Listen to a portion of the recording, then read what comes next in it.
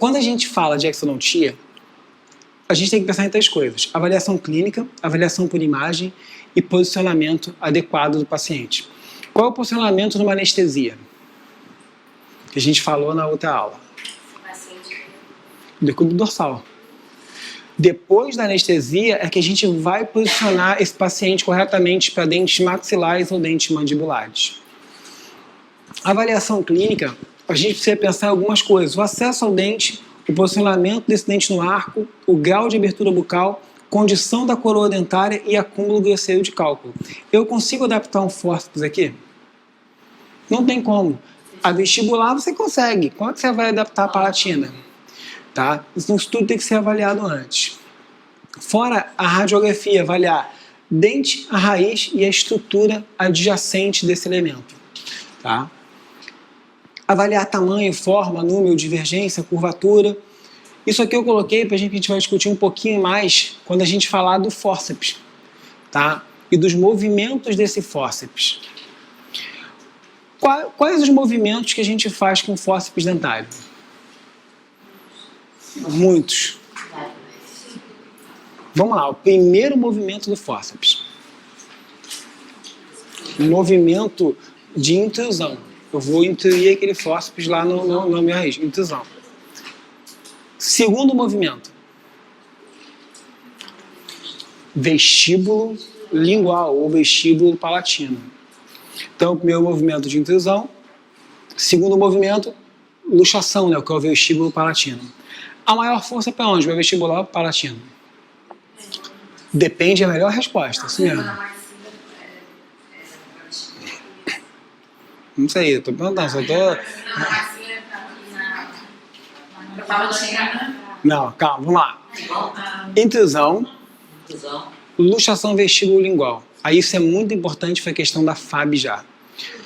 Todos os dentes, a gente vai fazer mais força para vestibular do que palatina, porque a vestibular sempre é mais friável. Exceto região de molários inferiores. Nos molários inferiores, a força é maior para a lingual, porque a lingual é mais friável. Pô, mas toda vestibular, vamos pensar, vocês já tiraram o siso de vocês? Não? Já tirou dos outros, beleza. Quando a gente abre o retalho de um siso, quando você olha o osso vestibular, você olha uma pataca de osso vestibular. É onde a gente vai cortar com a broca, vai fazer a ostectomia. Porque aquele osso é muito mais... A lingual, a gente nem deve chegar próximo porque é uma fina camada. Muitas vezes é onde você acaba lesionando o nervo lingual. Tá? Então, o único local da cavidade bucal onde a gente vai fazer luxação mais para lingual são nos molares inferiores. Então, eu fiz o meu primeiro movimento de intrusão. Fiz o meu segundo movimento, que é o quê? Luxação. Maior força para onde? Exceto... Beleza. E a última movimento, o movimento de tração, a remoção desse elemento. Esse é um movimento para todos os dentes.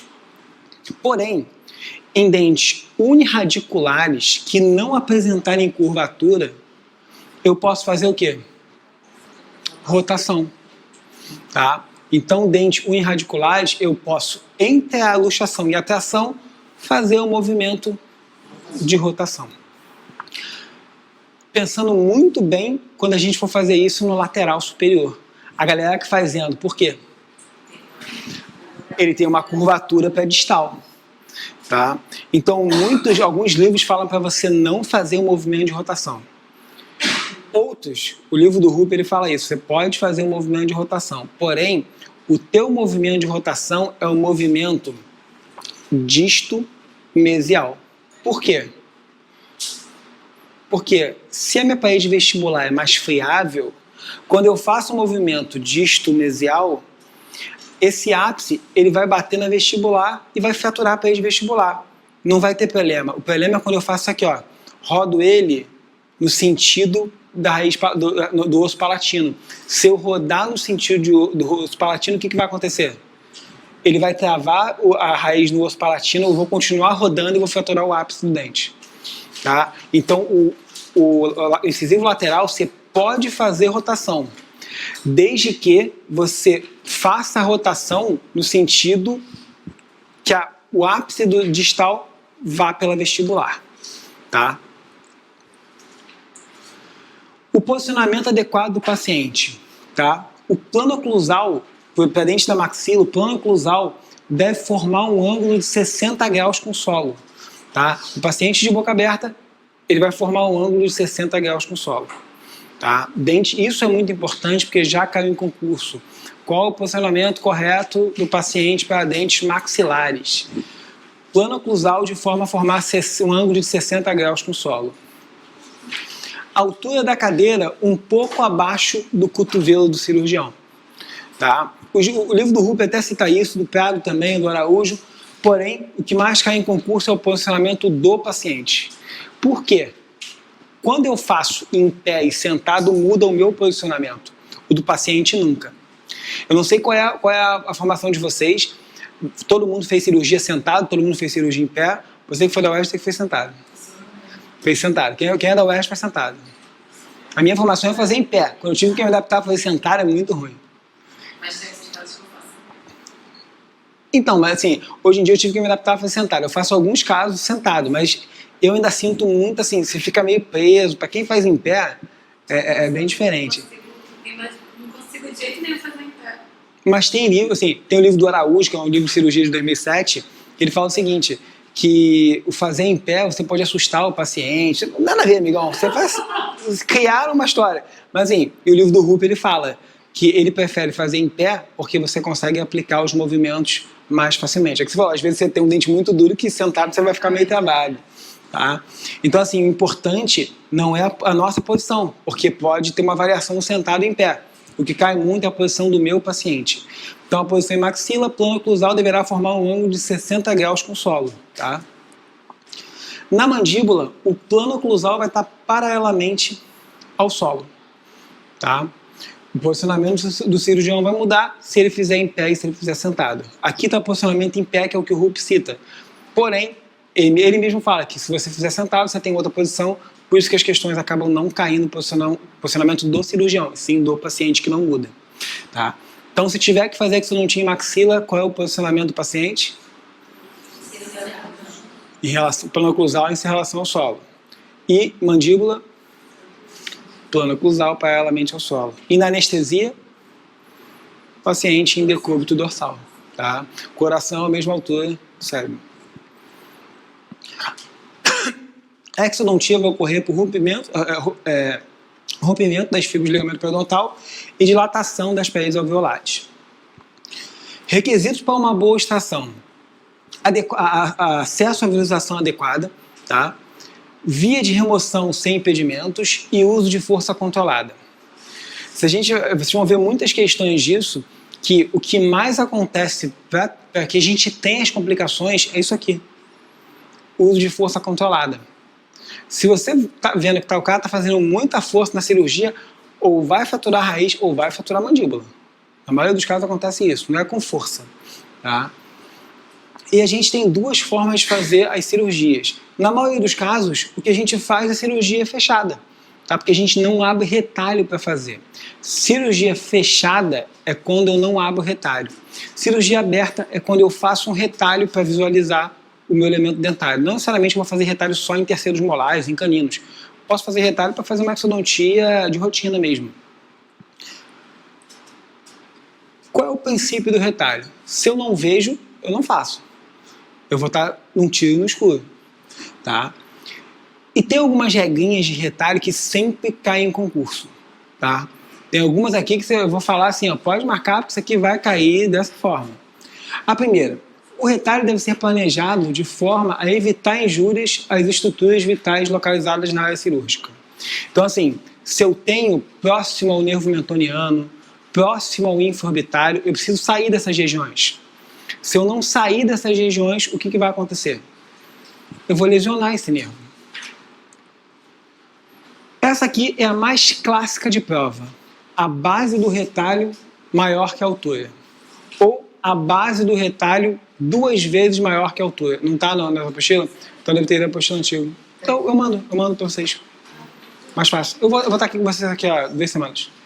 Eu já está com esse negócio. É porque na verdade deve ter ido o arquivo antigo. Eu acrescentei isso na apostila agora. Base do retalho.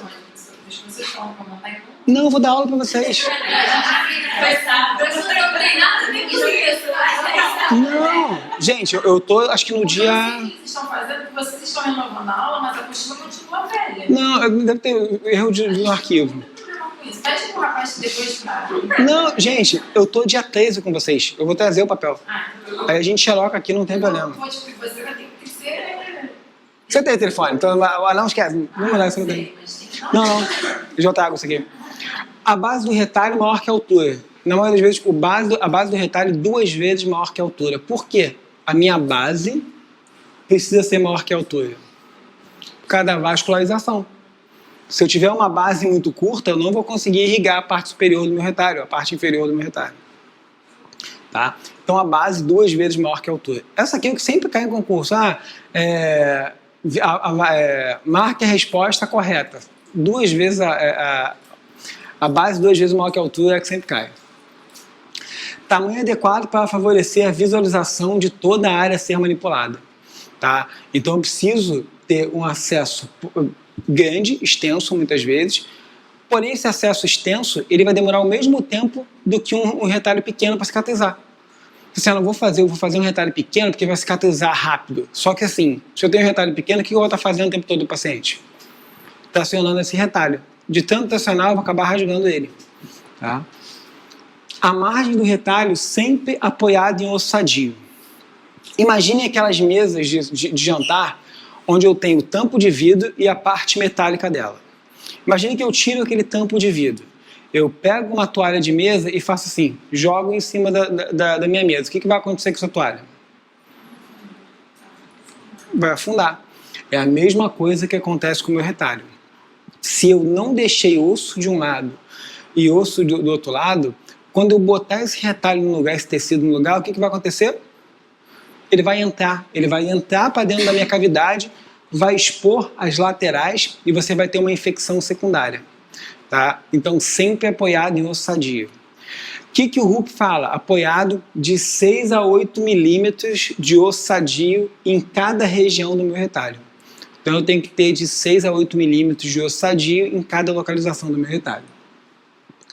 Os retalhos devem ser manipulados cuidadosamente e delicadamente. Então, assim, não adianta eu pegar a minha pinça e ficar puxando o meu retalho, rasgando, porque assim, só vai dificultar a cicatrização no pós-operatório. O retalho deve ser afastado sem tensão. Gente, se você fizer um retalho pequeno, a tendência é o quê? Imagine, eu consigo passar por esse espaço da porta?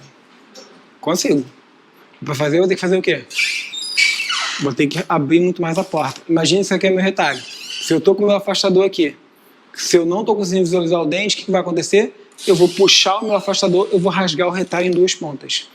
Então, assim, o retalho ele não pode ser afastado sob tensão. O retalho deve ser mucoperiosteal de estrutura total. No meu retalho eu preciso ter mucosa, submucosa e periósteo.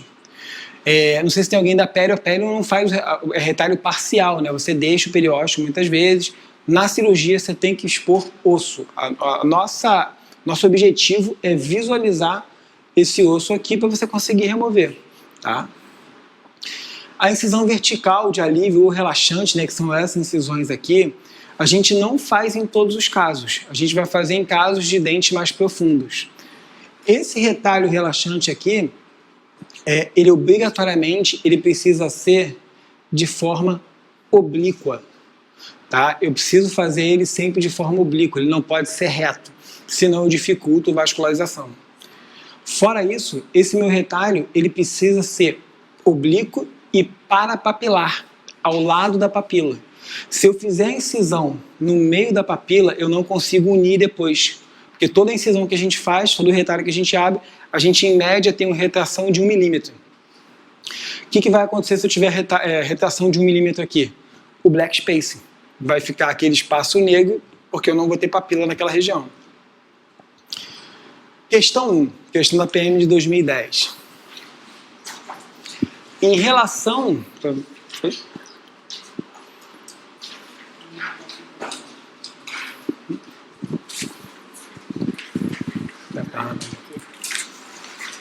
Tá, beleza. Em relação aos retalhos cirúrgicos intrabucais, qual das afirmativas abaixo está incorreta? A letra A. As margens do retalho devem estar apoiadas sobre o osso sadio, certo ou errado? Certo. Quantos milímetros em média? 6 a 8 milímetros em cada parte, em cada lado do meu retalho.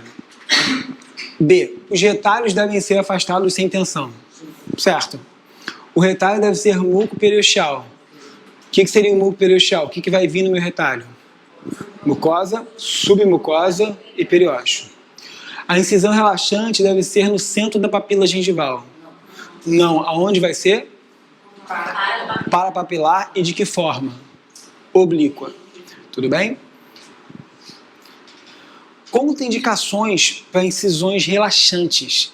Tem regiões que eu não posso fazer de forma alguma incisão relaxante. Quais são essas regiões? Palato. Por quê? Por causa da artéria palatina. Tá? O naso palatino não é o pelema. O pelema é a artéria palatina. Superfície lingual da mandíbula. Por causa do nervo lingual. O nervo lingual, muitas vezes, na região do terceiro molar, ele passa a 2,75. Se você escorregar com o seu descolador, o que vai acontecer? Você vai romper ou vai encostar nele. Nervo lingual. O que a gente tem aqui na região posterior da mandíbula? A gente tem a fóvea mandibular, que é onde a glândula submandibular se encaixa.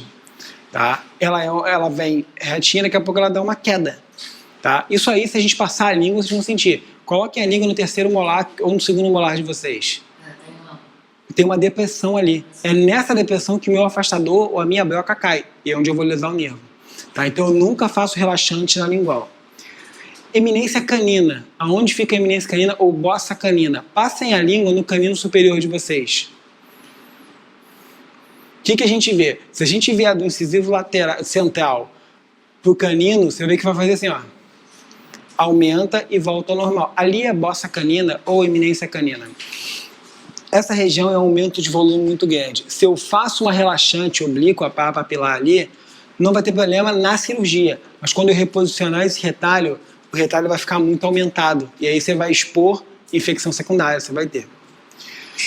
Oi. Tá. Porque a gente está tendo um problema, mas quando não tem uma apostila. Porque, na verdade, às vezes a gente não vai nomeando. É da minha aula, só vai ter isso aqui de novo. Vocês montam a aula e mandam para cá? Como é que é essa comunicação de vocês? Não, a gente monta e manda aula. Só que às vezes a apostila tem o mesmo nome. Eu dou aula que já há um tempo. As minhas apostilas têm o mesmo nome. Isso é uma falha, eu acho isso uma falha muito grave. Não, mas aí. Porque assim, não é a primeira vez. Então, a gente está tendo as mesmas apostilas e às vezes não tem os exercícios. É gabarito errado. Isso está faltando. Não. A gente está na base do Calma. O gabarito dos exercícios estão corretos. Isso aqui que possivelmente não entrou. Entendeu? Mas isso aí, relaxa. Eu mando, se vocês quiserem, amanhã para vocês. Não tem problema. Mas eu vou trazer aqui porque eu vou estar aqui com vocês. Através de inserções musculares. O músculo não se regenera.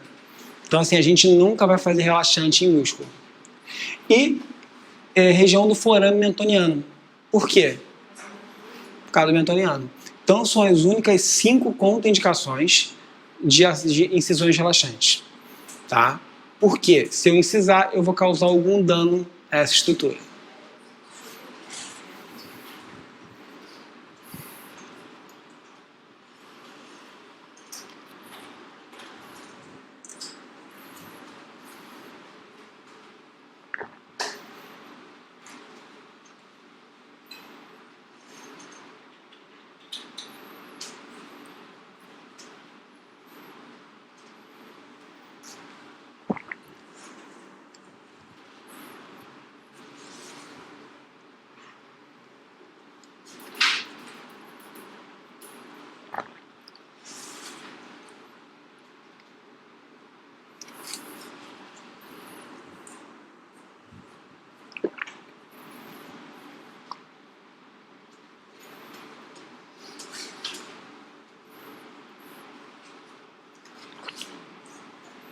Pode, né?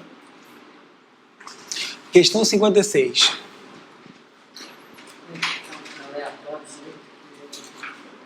É porque eu vou colocando a partir do... Hã? Porque, na verdade, você tem muita questão repetida sobre o mesmo assunto. Ah, você vai só mesclando. Então, o que vocês estão fazendo, vocês vão fazer toda hora sobre o mesmo negócio. Assim, pensando em linha de pensamento é bom, porque você está no negócio, mas o concurso nunca vem em linha de pensamento.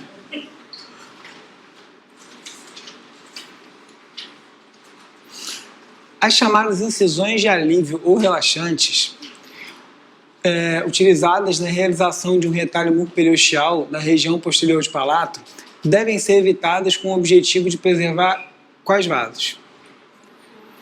Palatinos, maxilares, oftálmicos ou diploicos? Palatina. A gente preserva a artéria palatina nessa região. Porque se causar uma ruptura de artéria palatina, a única forma, ligadura de artéria carótida. Não tem jeito. Bem. Tá. A cineosmotomia, na verdade, é um procedimento que a gente, hoje em dia, a gente pode fazer com sindesmótomo ou mesmo com Molt.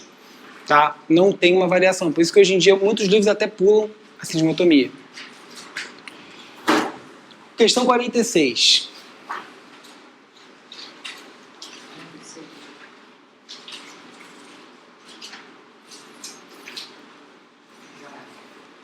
Numa exodontia, a cineosmotomia deve proceder à apreensão do fórceps para quê? Qual é o objetivo de você fazer a cineosmotomia? É você fazer a desinserção do tecido gengival em volta para você conseguir adaptar o fórceps. Porque, Rodrigo, eu posso adaptar o fórceps sem remover? Você não vai conseguir. Se você conseguir, você vai remover o quê? Tecido mole mais o dente. A gente pode fazer essa desinserção ou com sindesmótomo, ou com Molt, ou com periótomo. Tá? A gente tem 3 opções, porque os 3 fazem a mesma função. Muitas faculdades hoje em dia pulam, nem usam mais, nem pedem mais sindesmótomo, já indicam Molt. Tá? O periótomo, geralmente, a gente usa na implantodontia, na região de dente anterior e tudo. Ele, na verdade, é um sindesmótomo bem mais fininho. Então, ele consegue entrar muito mais facilmente. Então, o objetivo da nossa cineosmotomia, e a gente faz ao redor de todo o elemento dentário, é desinserção de tecido mole. Para, em seguida, a gente conseguir adaptar o fórceps. O periótomo, ele é utilizado mais na pele que ele preserva mais, quando faz um cirurgia, é isso? Porque geralmente o cirurgião não liga para gengiva. Aí é outra especialidade. Mas não, porque na verdade é a mesma coisa. Se você tiver delicado para fazer uma delicadeza para fazer com Molt, você vai fazer mais rápido e às vezes com a mesma lesão que o cara faz com periótomo. Tá? Eu só acho mais difícil trabalhar com periótomo. Não gosto. Comprei uma vez e está ali guardado para fazer mais a parte de trabalhos experimentais que a gente faz na faculdade, mas periótomo eu acho horrível. Então vamos lá. Numa exodontia, a cineosmotomia deve proceder à apreensão do fórceps para quê? Para permitir um melhor acesso ao colo cirúrgico do elemento? Pode ser. Causar uma maior lesão gengival? Causar uma menor lesão gengival? Tecnicamente sim, ele causa, mas sim, você vai ter lesão gengival, isso não tem jeito. Para permitir um melhor acesso ao colo cirúrgico do elemento e causar uma menor lesão gengival? Acaba sendo mais completo, tá?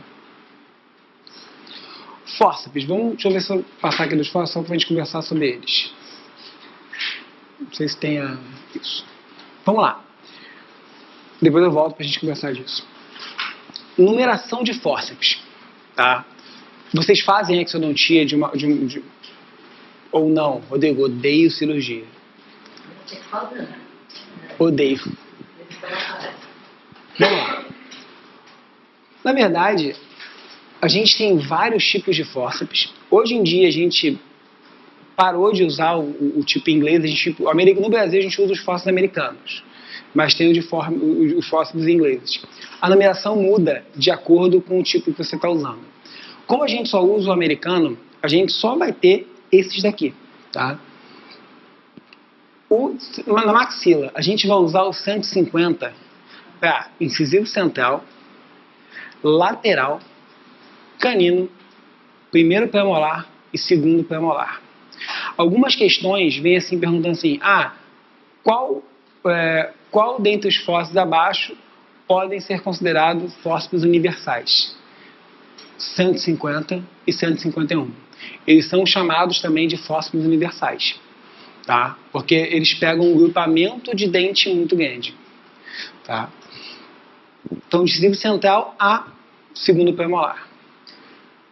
Nos molares é que a gente vai mudar. No primeiro, segundo e terceiro molar superior do lado direito, a gente vai usar o 18R.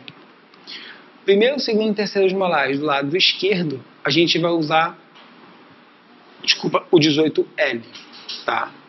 Então, no superior não tem grande variação.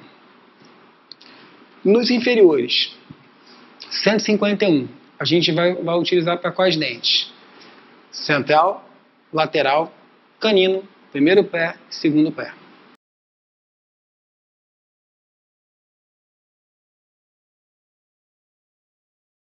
Tá? Também conhecido como universal inferior.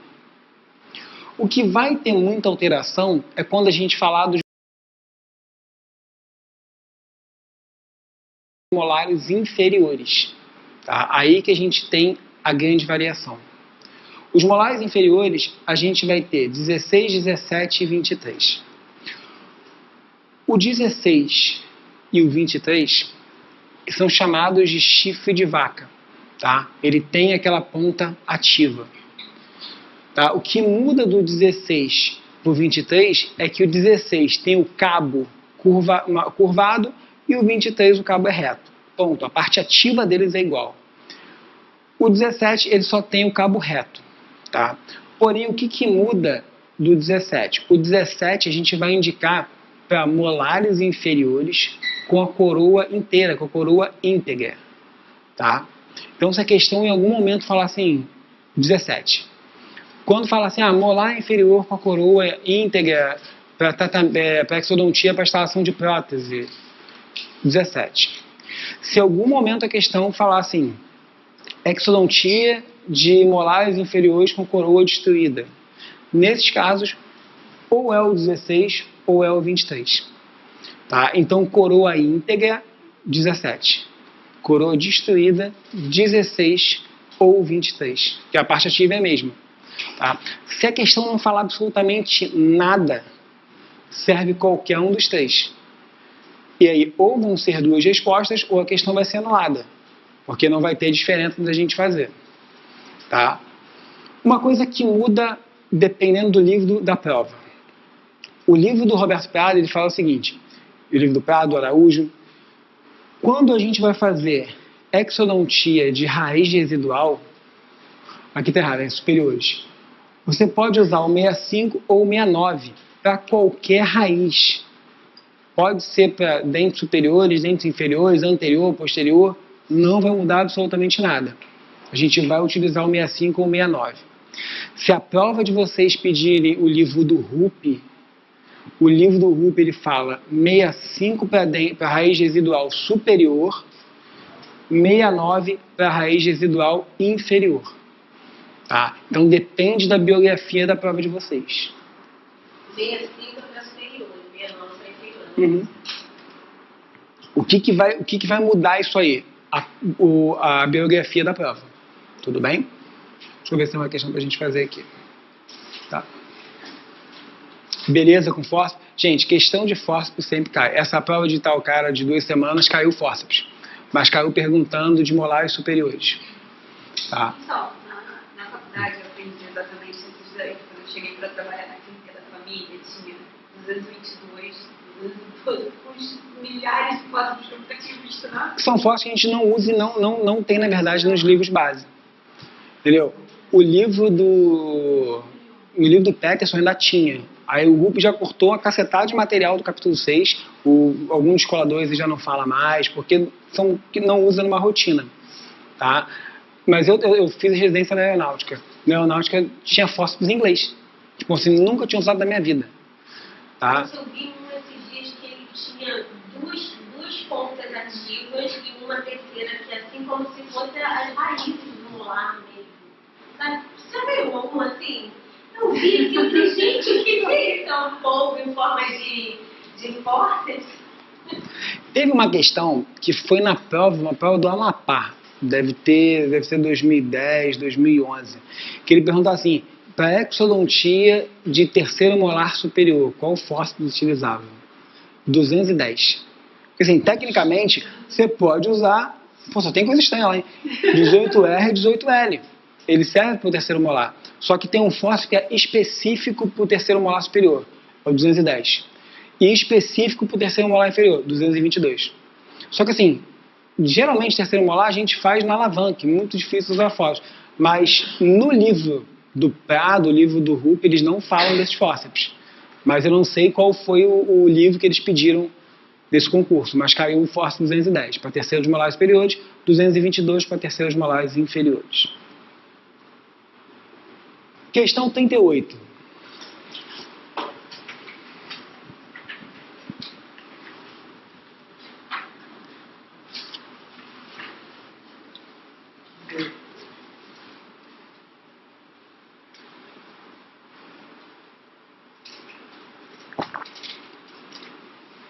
O fóssil mais indicado para a exodontia de molares superiores direito, sem coroa, porém com furca íntegra e exposta, é o número...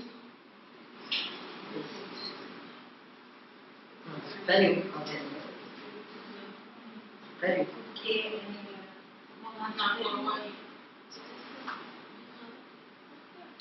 é sem coroa. Por isso que eu botei essa questão. Na verdade, essa questão é uma pegadinha. Porque assim, quando a gente grava o molar inferior, a gente tem essa variação. O molar superior, não. O molar superior, de qualquer forma, você vai usar o 18R ou o 18L. Tá? Essa questão, na verdade, quando ela fala assim, molares superiores, você já exclui, você só tem 18R e 18L. Você vai se guiar pelo lado. Fraturado ou não. Tá? Muitas vezes, se ele falar assim, com raízes separadas. Se ele falar com raízes separadas, aí sim entraria o 65 ou o 69. Tá?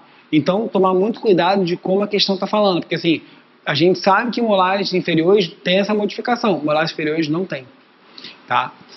O fóssil número 1, ele também já não está no arsenal dos livros. A indicação dele é incisivo central, incisivo lateral e canino superior. São só esses 3 dentes. Tá? Vamos lá. Se eu estou falando que é um primeiro molar superior, o que eu vou anestesiar para fazer exodontia? O que eu vou anestesiar?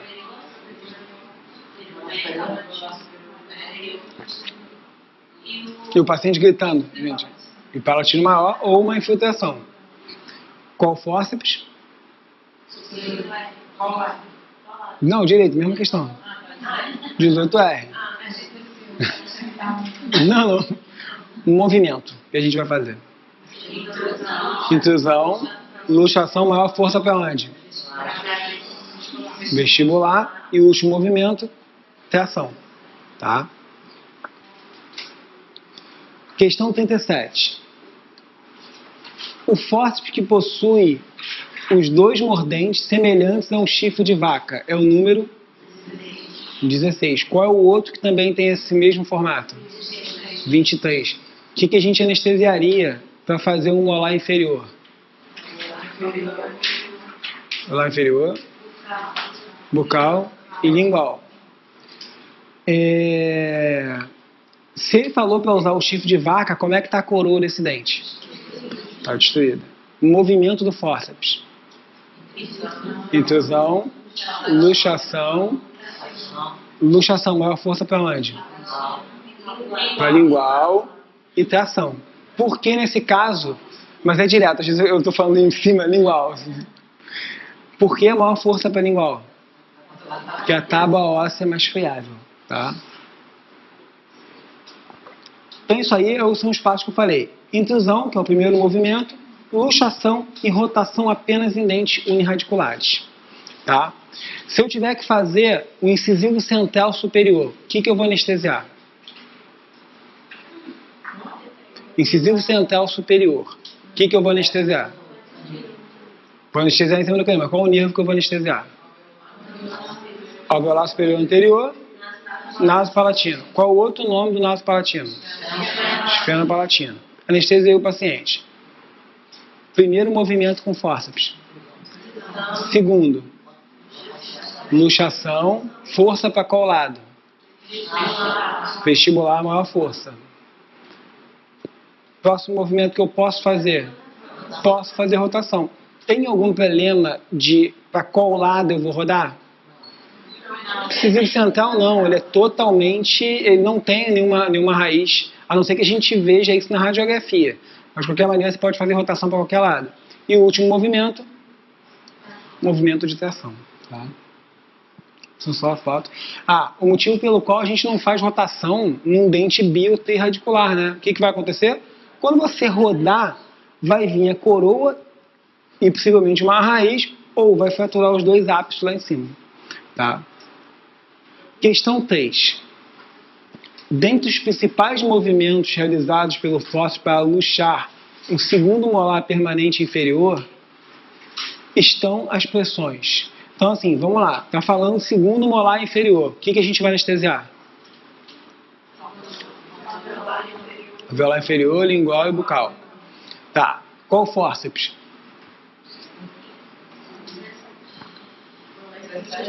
17, 16 ou 23, depende do que a galera está falando para mim. Tá? Primeiro movimento, intrusão ou apical, não vai modificar nada. Intrusão ou apical. Segundo movimento, luxação, que vai ser o quê? Vestíbulo lingual. Luxação ou vestíbulo lingual, fazendo a maior força para onde? Para lingual. E o último movimento, tração. Tá? Então, esses são os movimentos. Apical, vestíbulo lingual e tração. Não é que a gente vai escolher, quando a gente está fazendo essa maior pressão, né? Não é que a gente vai jogar tudo para lingual. Na verdade, é isso aqui, ó. Vestíbulo lingual. Vestíbulo, a gente só vai dilatando o alvéolo, fazendo a maior força para o lado mais friável. Qual o objetivo disso? Por que eu sempre jogo para a região mais friável? Ele é mais fina e não vai causar uma fratura radicular. Isso aí, pela mesma coisa, se explica a rotação no incisivo lateral. Sempre a maior força para a parede mais friável, para que a gente não tenha fratura radicular. Tá? Movimento sendo lento progressivo, e se lembrar disso, né? O movimento da parede vestibular sempre vai ser mais forte, exceto vestibular de molares. Questão 4. Para a luxação de um dente com fórceps, este deve ser colocado o mais apicalmente possível e a força aplicada devem ser direcionadas para a parte D. A. Maior resistência óssea de forma lenta e progressiva? Sim ou não? Se eu estou jogando para maior resistência, o que vai acontecer? Fratura radicular. A galera tem muito medo disso, né? Quando você está fazendo distração, começando a fazer exodontia, quando você escuta aquele barulhinho de osso fraturando, é onde você fala assim, cara, vai piorar, isso vai, cada vez mais você faz. Aí o que acontece? A tendência é você fazer isso aqui, ó. Diz que vai, mas não vai. Aí o dente nunca vai sair. Eu sempre falo assim, quem é o melhor corredor da atualidade? Mesmo aposentado é o Bolt. Qual é a diferença do Bolt para qualquer outro corredor? A passada dele é mais longa. Ele faz o que todo mundo faz com menor esforço e menor tempo. Para a exodontia é a mesma coisa. O que acontece? Se você escuta esse barulho, você tem certeza que teu fóssil está bem adaptado. O movimento é lento e progressivo, porém, você tem que fazer o quê? Dilatar aquele alvéolo. Pô, o barulho vai ser normal, porque pode ser o osso dilatando. Então, quando eu faço o movimento vestíbulo lingual e jogando, exemplo, incisivo central inferior, jogando maior força para vestibular, eu preciso fazer o quê? Fazer uma angulação grande, né? Eu preciso fazer vestíbulo lingual. Se eu ficar assim, ó, cara, eu vou ficar brincando com o dente, não vai sair nunca. Eu vou gastar tempo, paciência e o dente não vai sair. Então, assim, acontece muito com todo mundo, acho que sim. Quem não gosta de cirurgia, porque já passou por algum momento assim, de você tá lá concentradão assim. Aí vem alguém, professor, monitor, o cara vai lá, faz uma força e fala assim, que infeliz, cara. Acabou, não rola nenhuma foto no Facebook, no Instagram, não tem nada. Mas por quê? Você tá ali há muito tempo. Mas isso aí acaba sendo a prática de fazer. É a mesma coisa assim, um cara que está começando a fazer endodontia, quanto tempo o cara demora para fazer um acesso?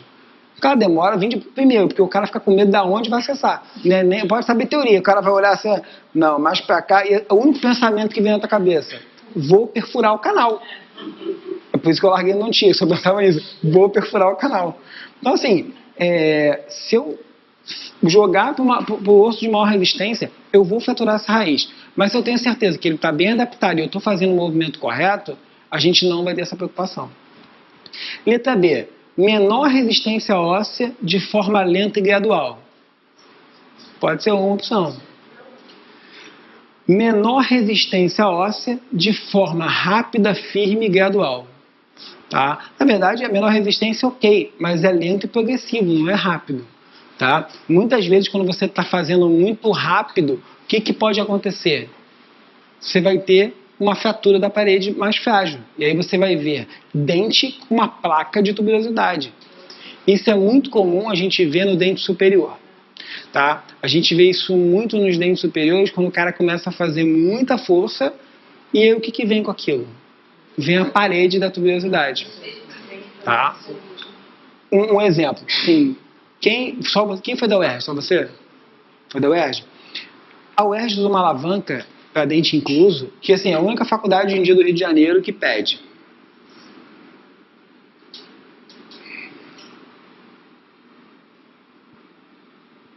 Que é a alavanca de Potts. Tá? Que é uma alavanca para exodontia de terceiros molares superiores. Terceiros molares superiores sem raiz formada ou terceiros molares superiores acima do segundo molar superior. Então, assim, é uma alavanca que a gente não utiliza nas faculdades, ou porque as faculdades não fazem siso, mas qual o grande perigo dessa alavanca, assim, entre aspas? Como ele é um cabo em T, a força que é gerada no teu movimento é muito maior. Então, se você não luxou aquele dente, aquele terceiro molar corretamente, e você está usando essa alavanca, muitas vezes vem dente e toda a tuberosidade maxilar. Tá? E aí, muitas vezes você pode abrir uma comunicação buccosinusal. Pera. Você não comprou, mas pera. Tanto que você formou onde? Você formou? Mas muito tempo?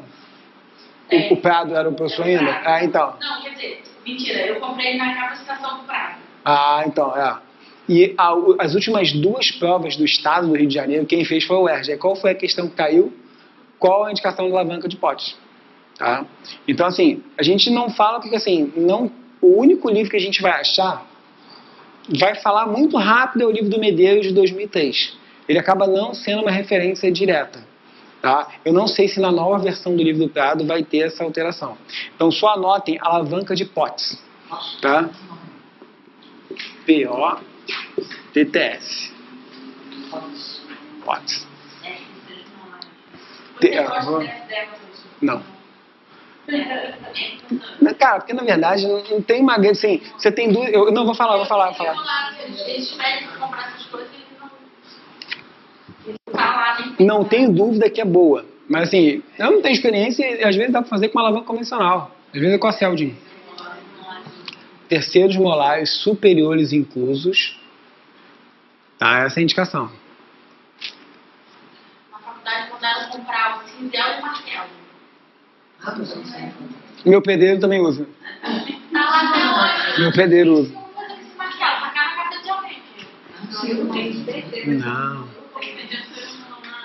Tá, terceiros molares superiores inclusos, sem raiz formada,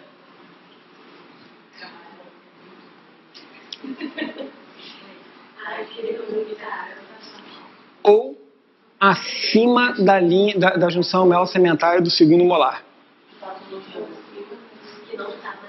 Acima da linha melo-sementária do segundo molar. O quê?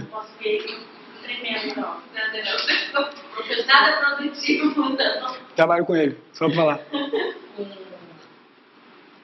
Eu não posso ver, eu só arrepio que tem os cabelos da bunda. Cara, eu vou te falar que ele tá muito calmo. Cara, gente, foi a única matéria que eu reprovei na faculdade acadêmica.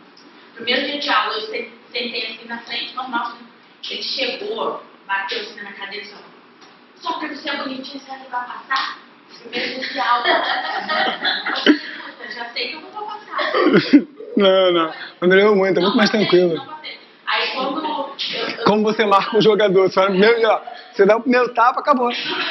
a minha sorte, eu não ia passar de novo. A minha sorte foi que ele foi a última turma que ele deu aula pra mim. Aí eu voltei, entrou outra, eu consegui passar. Outra pessoa. Agora ele tá mais tranquilo. Quem, gente? Ele é louco. A tua Tati. Foi a última minha, foi a última turma que ele deu aula pra mim. Ele já tava louco. Ele tava no Brasil até hoje. Botou o dedo assim Eu também. na cara. Da atualização. Não, mas tá muito mais calmo. Mas tá muito engraçado. Não, agora tá muito tranquilo. Mas a galera, eu formei em Nova Iguaçu, a galera tinha pavor, só escutar o nome dele, eu falei, caraca, isso é sinistro.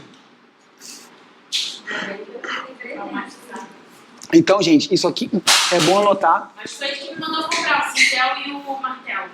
Cara, o cincel e o martelo, até pouco tempo na UF, até pouco tempo, 2010, a lista de material tinha cincel e martelo. Só que ninguém usava, os caras compravam e... Aí na época que o Rafael Saba entrou lá e falou assim, ó, corta da lista, ninguém usa martelo e cincel. O cara comprava, gastava um dinheiro, eram 2 cincéis e um martelo pra nunca usar. Ah, mas sai no livro.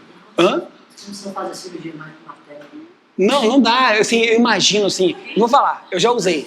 Cincel e martelo é muito louco, porque assim, quando você está batendo, eu acho que o paciente não sente dor no pós-operatório, mas dor de cabeça ele vai sentir, cara. Você vai sair do... Eu já usei em toros, mas porque assim, facilita muito. Mas cincel e martelo hoje em dia não dá. Inviável. Eu já até apertei sem querer. Menor resistência óssea de forma lenta e gradual. Então, a forma correta da gente usar o fórceps é forma lenta e gradual, sempre jogando para o osso de menor resistência. Deixa eu só botar aqui a questão. Toda vez que a gente vai usar o fórceps, e acaba sendo um erro muito comum, que é onde a gente vai ter complicação.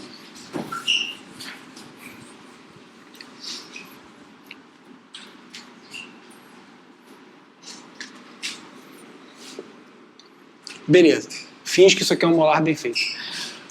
Aonde meu fórceps vai ter que adaptar? No colo.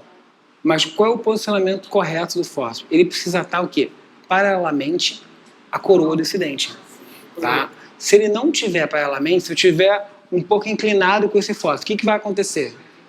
Vai quebrar, porque na verdade eu estou fazendo força, só que quando eu faço essa luxação, vai fraturar e essa raiz aqui vai ficar. Eu vou conseguir tirar a coroa e uma das raízes. Então, obrigatoriamente, o meu fórceps tem que estar o quê? Paralelamente ao elemento dentário. Se não tiver, eu vou ter uma fratura radicular. Tá?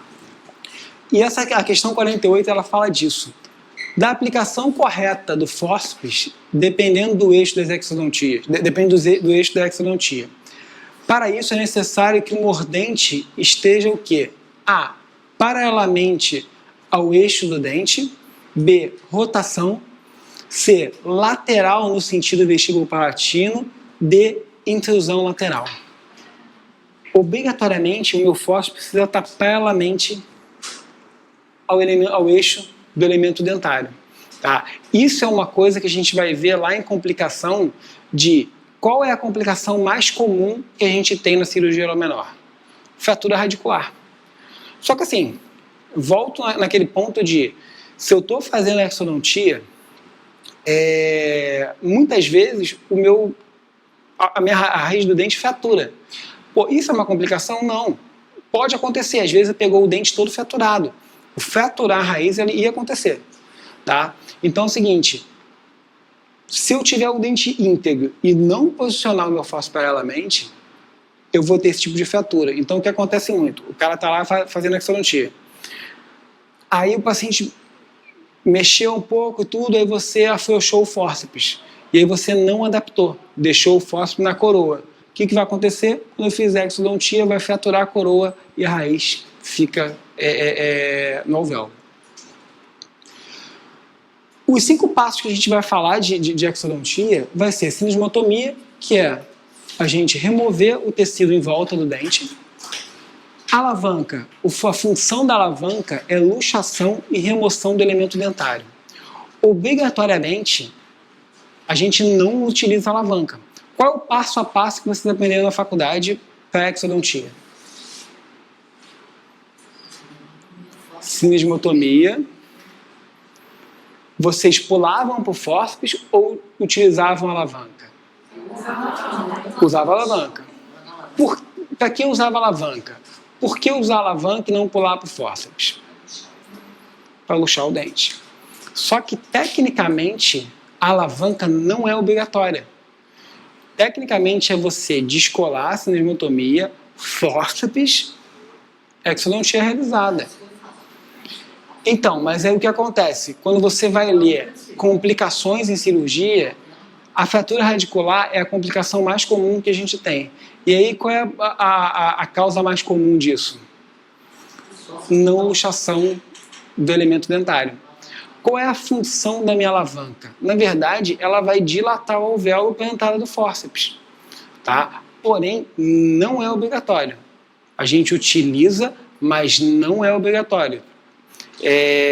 O Rupp, ele cita muito rápido isso. Tá? O livro do Araújo, que é livro de cirurgia 2007, ele fala isso, que a alavanca não é um ponto obrigatório. Tá? Então depende muito de qual bibliografia a gente pegar.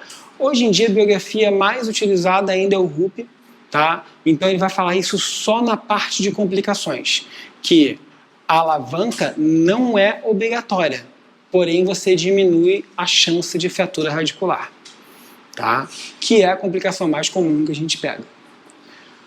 O fórceps é a adaptação e os movimentos que a gente falou. Intrusão, luxação e atração. Ou intrusão, luxação, rotação e tração, dependendo do dente que a gente está fazendo. Tá? Uma coisa que também não é obrigatória é a curetagem e a lavagem, a limpeza do alvéolo com soro fisiológico. Eles não são obrigatórios. A gente só vai fazer curetagem quando? Lesão radicular. Tá? A indicação de uma curetagem, ela só se torna indicação quando o paciente tem uma lesão periapical. Se eu não remover essa lesão, se isso aqui for um cisto residual, um cisto radicular, se eu deixar ali, ele vira um cisto residual. Tá? Então, assim, a curetagem, ela não é obrigatória. Isso, os livros mostram isso. Só vai curetar se você viu alguma lesão periapical. Tá? Tem uma das questões aí, não sei se eu botei aqui na aula, mas tem uma das questões que ele pergunta assim, qual é a indicação de curetagem? A indicação é quando tem lesão periapical, fora isso não tem.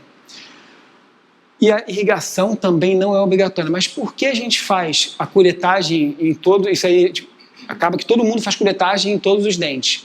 Porque às vezes você pode ter fratura de broca, fratura de dente, fratura de osso e vai ficar no alvéolo causando uma infecção secundária. Então a gente cureta muito mais para evitar essas coisas, mas na literatura não é uma indicação para dente sem lesão. Tudo bem?